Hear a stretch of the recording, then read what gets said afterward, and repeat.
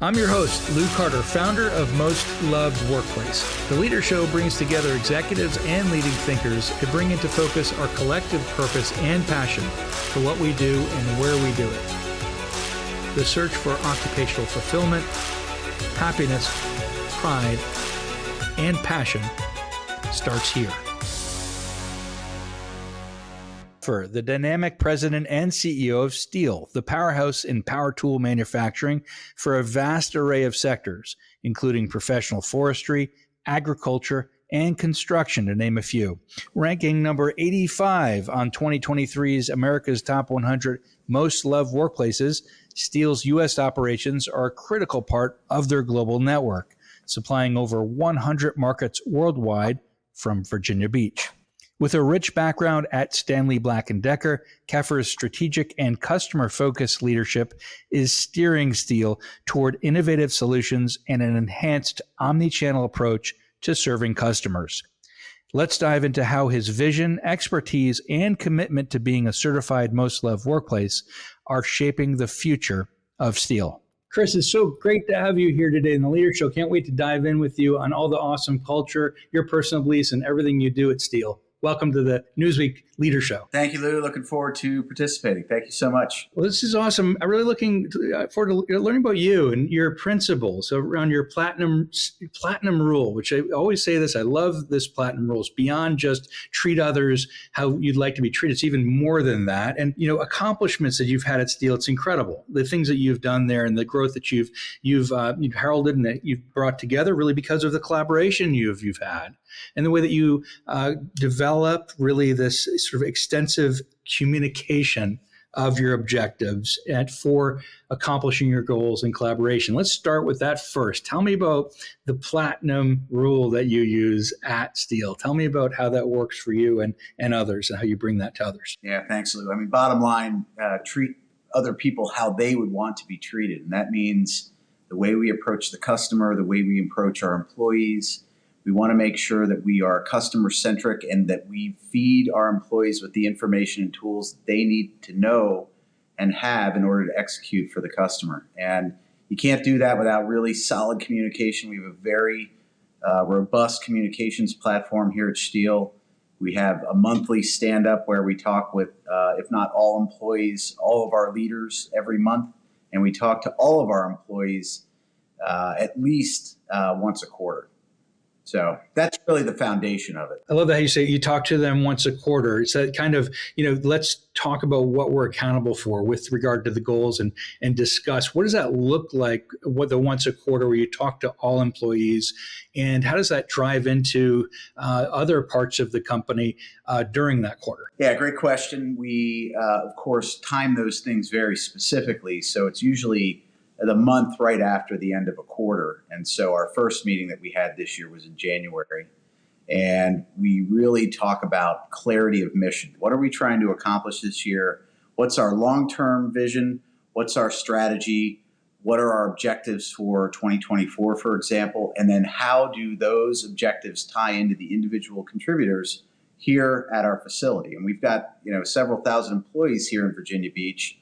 Because it's not only an office where we have our administrative folks, but we also have a large manufacturing facility here as well. And so it's important that everybody's aligned to what our objectives are. It's awesome. The alignment of objectives, your open door policy must have a big part of that. What does your open door policy looks like that you believe in sort of the spirit of collaboration and transparency? And how does that have an impact as you see it on those goals being achieved during the year? Yeah, I think as a leader, you have to be present. And so that's present both here in the office, but not just the office. I spend at least one portion of a day per week that I'm actually here in Virginia Beach walking through the plant or our finished goods warehouse. So you have to be around employees to make sure that, yes, you can say what the objectives and messages are, what the strategic narrative is, but at the end of the day, you have to actually walk around and talk with them and ensure that things are happening. So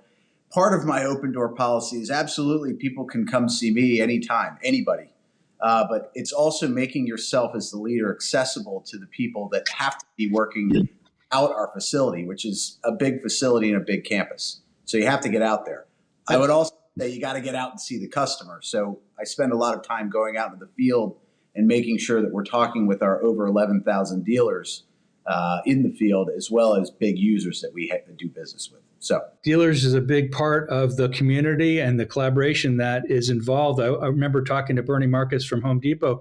When he started Home Depot, it was all about the community. It was about vendors, suppliers. It was about customers, and that beautiful kind of triangle that occurred between and among everybody to make something happen for the community. That's great, and make everybody profitable and also enriched as a result of the work that you do. Seems like that's similar to you at STIHL. Yeah, exactly right. You can't win without a very well-balanced team, and that team is not only our employee base, but also our suppliers, our community here. We're very active in the Virginia Beach community, and we're active across the country in our communities where we have offices across the country. And so that's absolutely right. You have to be active with stakeholders, not just employees, but also people that you're doing business with, whether it's on the supply side or whether they're customers, and also your local governmental agencies, charitable organizations. We're very, very active here locally in Virginia Beach on that front. And we have a very good partnership with the city of Virginia Beach and the state of Virginia. So we're very fortunate to have those foundations established, and it's a great relationship, and everybody wins. That's a beautiful part of it. One example of that is we actually do a lot with local high schools where we have them come in and work on STEM programs and, work through actually facilitating a product development process through a summer camp that we hold here every summer. So we have probably about 10 local high schools come in. It's just an awesome thing. It really gets kids involved in what it means to actually make something here in the United States. It's a cool thing. That is cool. And it's supporting this important issue of American jobs, supporting American jobs that you're doing. And increasingly we see globalization, right? And how do we, inside of Virginia Beach, inside of the U.S., really enable that? You're giving back and enabling a community program. So high schoolers can have this internship and learn the business so that they grow up, they give to their generations the very thing that STIHL has now for many years to come. Yes, indeed. Exactly right. I mean, somebody very famously said, people may not remember what you've shown them, but they will remember how you make them feel. And experiential learning is something that we believe in, not only for our own employees, but also for, those high school kids is a great example of that. So we do pick up interns, as a result of those experiential things. And sometimes those interns become employees. And so that's a long-term value chain in terms of how we get talent in the building as well. It's a great recruitment tactic practice because you get to see sort of it's kind of like hackathon, right? You have people hacking, showing what they can do, excited about it. And you see their excitement levels. It seems like that's a big part of STIHL too, is excitement for the role, the job, the product, the dealers, so that you have this really beautiful arrangement and relationship with your dealers and your employees, because sentiment and emotion is probably a big part of that. Absolutely right. And, the user is ultimately at the center. That's who we're trying to innovate for. But we cannot do it without the input of our dealers, who are just fantastic partners for us. And, it's great. We've got such a great relationship and a collaborative relationship with those dealers. They tell us when we're doing things well, but more importantly, they tell us when we need to improve something. And that means we can course correct very quickly in the marketplace, and that's a strategic advantage for us. I like how you're positioning this with dealers in mind, centric in mind. It's almost like your employees too, right? Your dealers, your employees, meaning it's a part of your ecosystem. Your employees, meaning think like that too, because what they did in the survey, what we do in our survey is, what did you do well and what can we do better? Right? You're flipping the script on it. It's not just feeding back and saying you did this wrong. It's saying, here's what we can do better. You can do better, changing your mindset so that you're not blamed for it. You have something you can improve upon. That seems like it's a part of what you do too. Yeah, growth mindset. And I'll give a nod to Carol Dweck here. I'm a big fan of that mentality, the continuous improvement mentality. And you're absolutely right. I think the survey is a great opportunity to us to look at the areas that we can do a better job of, and we have actioned those things. Communication is, one of those opportunities always, but that came out a little bit in the survey. And so COVID and all the, tumultuous times over the last couple of years, that can breed a lot of confusion. And it's paramount that there is a constant stream of what's happening, what are we focused on, what's the strategic narrative of the company, what are the things that are important, how do my objectives tie in? And that came directly from the survey. So we appreciate the clarity there. I think we did a good job, and now we're trying to do a great job. And it is about continuous improvement and growth mindset here at STIHL. It's not easy, that road to love, because that ultimate love workplace, it's not that easy. We look at the sentiment and how you get to love versus all those other emotions in and of itself. It's a path, right? And you clearly have the right, aspects of that in your leadership. What I like too about what you've done in your accomplishments is that you've come from a background that focuses on stakeholders, right? It focuses on stakeholders, and you found your way to CEO as, there's that sales, business development, direct in the front to your dealers, working one-on-one. People always say to me, what's the most important thing to business? People, yet cash flow. Yeah. Okay, so we can't have people without cash flow. We just simply can't. We give the flow to people. So, so important that aspect you've been in the forefront of, and there must be something within you and that you do that has that close relationship with the customer. Can you tell us a little bit about that, about what your philosophy is around how you stay close to the customer in those extremely important roles that you've been in? Yeah, this tools business is a relationship business. It is. And their customers, landscapers, forestry professionals, washed up dads like me that maybe, trying to do their own lawn care from time to time. It's about relationships. And so you have to get out there and see the customers and hear what's happening on the ground. You cannot, learn and change and adapt to what's happening in the marketplace by sitting in the office. And so our employee base knows that they have to get out with the customer, that they have to get out and understand from a user perspective what's important, and from a dealer perspective what's important. And we've got very, very good and solid relationships in that regard. And we've got an organization that actually can help facilitate that quite well, whether it's access to the user or the dealer. And so we're never bereft of advice, which is a incredibly lucky thing for us to have. And it's taken us decades to really establish that core competency, so to speak. So we get out and we go see people, and that is the fundamental basis to how we go and do this. And we've got some really good listeners and a great team here that listens. I like this theme that's coming out, which is the management by walking around and relationships by walking around, not just to employees, but dealers, customers, stakeholders, and enabling the company to really see that. And I can get the sense, I come from an insurance agency background. My family owned an insurance agency when I was a kid growing up. And we always had relationships with everyone in the community where it would be a personal relationship. It took years and years to establish. Literally, back then it was 1928. Everyone knew my grandfather and they loved him. His name was Louis Levine. My name is Louis Levine, right? So, and there was this kind of understanding that, oh, that's the Levines, that's Louis. And then there's Uncle Louis and there's the kid Louis. And there was this kind of family, loving, respected, trusting relationship where I could trust them to take care of my insurance. Seems similar. I get that vibe from you. It seems similar. I can trust Chris to take care of, right? My equipment. I could trust him. Lou, you're exactly right. We are a family business. Like, a lot of people may look at our marketing program and the display behind me and our presence in the marketplace. And it's a fairly big company, but it is a family business. This is not, it's not a private equity run business. It is a private family business. And we do, talk with the family at important meeting times. And, they're somewhat separated, but at the same time, they're very involved here and there. And those family values, doing things the right way, long-term strategic vision, put the brand above everything else.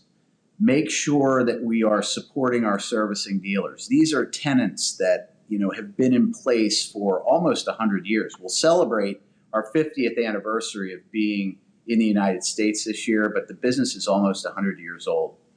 And it is an important thing, these relationships, and the way that we operate and the family feel of the company is a key part of the culture, really driven from the ownership group themselves. And so we're very lucky to have that here. It's awesome, isn't it? To be part of a family business.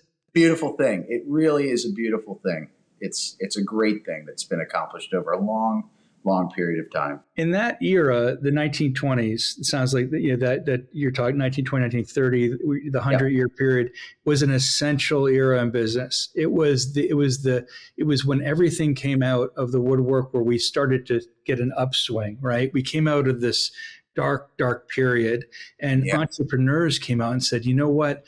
I can do this. I can pull myself up from my bootstraps, and I can do the right thing. I can put brand first. I can be trusted.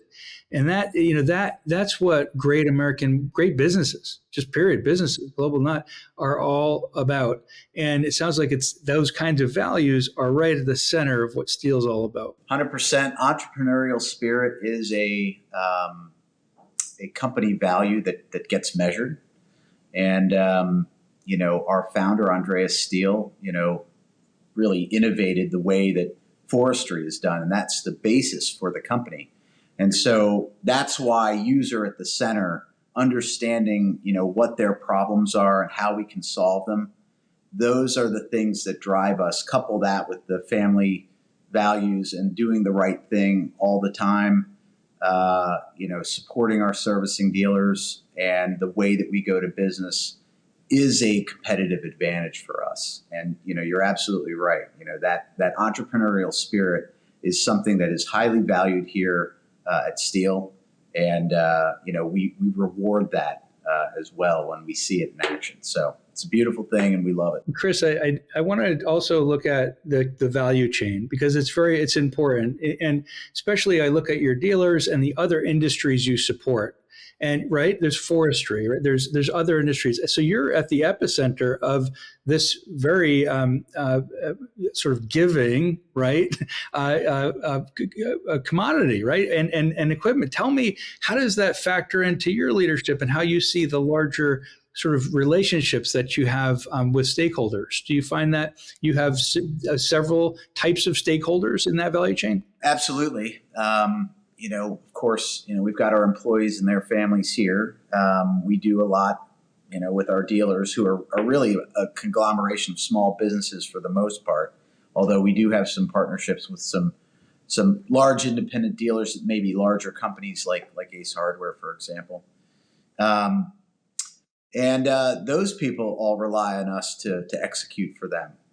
And then our users that actually use the product. I mean, these people are using tools to make a living, whether they're construction personnel or landscape professionals or tree care or forestry people or logging industry. These are all people that are relying on us to be durable, reliable. Product does what it says it's going to do. And then most importantly, the service behind it really delivered through the servicing dealer that's out there.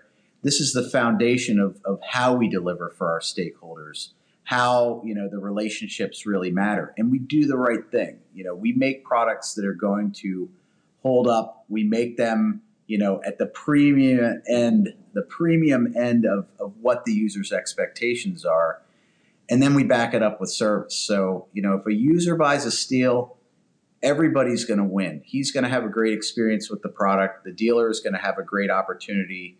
And anybody that's watching, go buy a STIHL and go check out the buying experience that our dealers deliver. It's unlike anything else out in the marketplace right now. I will tell you that right now. It's a beautiful thing to go buy a STIHL and see the facilitation of that customer service that our dealers deliver. It's really a wonderful thing. So I love that I hear the resonance in that too, because man, to see that customer service, how does that happen in your culture? Like how does your culture enable that to happen? Can you tell me more about that? Like what is the culture to allow for that experience to happen? Yeah, it's certainly culture, right? So the mentality that we've been talking about, right? Continuous improvement, doing the right thing by the customer, user first, customer centricity, an entrepreneurial spirit. But then we actually have to put it in action. So there's a lot of things that we do at the dealer from a process perspective that makes it such a wonderful buying experience. And then there's re-engagement after the fact. There's a lot of opportunities once we register somebody that buys one of our products to re-engage, not in an annoying way, but in a value-added way. And that's one of the ways, this process of what happens when you go buy a product from one of our dealers, that is a very, it's a very metered and scripted process. There are tools at the dealer level, tools outside of our tools, that help drive that engagement of the user and value add for the user at the dealer level, again, delivered by the dealer to the end user. So I don't want to be overly cryptic, but I also don't want to give away the secret sauce, if you know what I Right mean. on. Easily asked questions could be, what is that, right? What are the dual, which is fine. What's important here is that you have a process that's been innovated by a culture that is all about continuous improvement and developing an awesome experience for your customer. Exactly right. That's well said. So that's exactly what it is. So Chris Keffer here today on the Newsweek Leader Show. What a fantastic time understanding you, your company, STIHL, its values, where you've come from, almost 100 years old, your contributions to the forestry industry, to exploring and giving the best customer service and being at the forefront of an amazing stakeholder experience. And for your dealers, Chris, you're making this happen and you're doing an awesome job at it at STIHL. Thank you so much for being on with us today on the Leader Show. Lou, thank you for having us. And, I'll just end with this. It's the team that's ultimately delivering the experience. And we've got a fantastic team that's doing a great job for us. So I want to thank them for all the help and progress that we've made. And thanks again for putting us on the list. We're looking forward to, we're glad to be 85. We're looking to get to number 1, though, in the continuous improvement mindset. So thank you. Thanks, Chris. Take care, Lou.